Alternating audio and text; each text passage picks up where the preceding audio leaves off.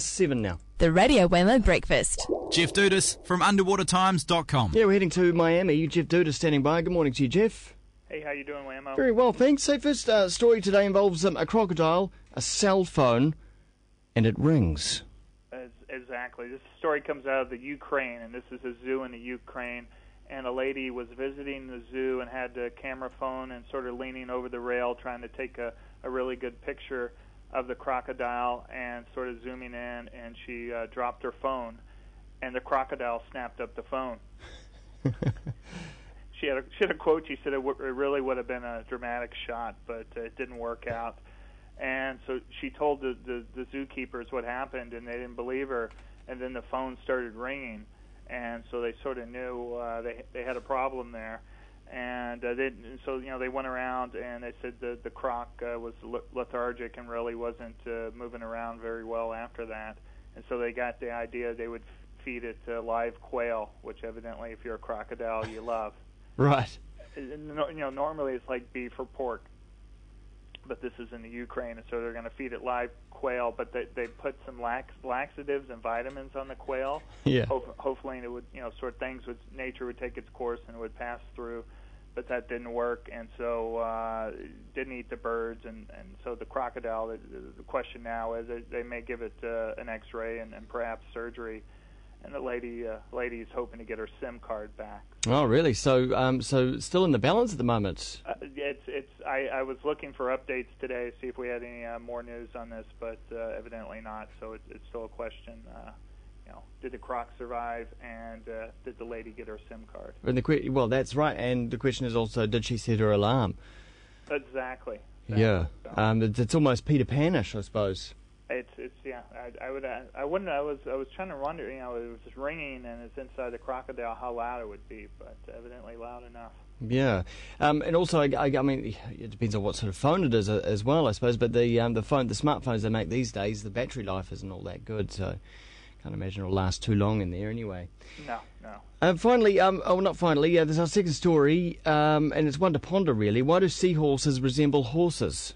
It's an interesting question. Seahorses come from the pipefish family, and most pipefishes they sort of look like a long pencil, about the same width maybe of your pinky or a pencil, very long. And then you have the seahorse who sort of resembles the classic shape of sort of an S, and looks definitely like a horse. And the way seahorses are, they're sort of, you could call them lazy, but they sort of sit around and wait for these small fish larvae or small shrimp to come along, and they sort of suck them up with their snout. And they're sort of, scientists are scratching their head. Well, why does this animal have this strange shape? And evidently, they're more efficient to hunt that way, because a regular pipefish is swimming along, and if you think about this, say you didn't have arms or such, and you had to grab a plate of food, you'd sort of have to lean forward with your whole body and grab food. And so when a regular pipefish, when they move their head to strike, they have to move their whole body. Whereas a seahorse, has a snout, they just do a quick snap of the head. Doesn't move the body, and so actually they conserve energy that way. So that's why I think there's definitely an eating advantage and a movement advantage to having this curved head. They're definitely an amazing wee fish to swim amongst. Yeah, they're crazy looking. Always fascinated by them when I've seen them. Yeah, and have you ever seen one of their skeletons washed up on the beach? So delicate and sort of quite beautiful, really. I've never seen that. Yeah. So. Finally, some research into eels. Yeah, it's been a question literally thousands of years. I was doing a little bit of research on this. Aristotle was wondering where do eels come from, and his idea, they come from the guts of the wet soil. Basically, they come spontaneously from mud. And eels are probably one of the strangest life cycles. Have been studied for a very, very long time, but actually not much is known about them. I was looking, the European eels are born in the Sargasso Sea, which is sort of north of the Caribbean. They swim about 4,000 miles to Europe, and they start going up creeks, freshwater, and they just make their ways up rivers and creeks and ponds, and then when they mature, they sort of reverse it. They go back down the freshwater. They make this 4,000-mile journey back to their breeding grounds, and they start it all over again. But one of the mysteries is scientists have never seen eel eggs. And so now, for the first time, some Japanese scientists have stumbled upon eel eggs. And so now they sort of have a better idea of the life cycle of eels, and also perhaps to get a better idea to farm eels, because right now eels, they're pretty widely eaten and also pretty rare.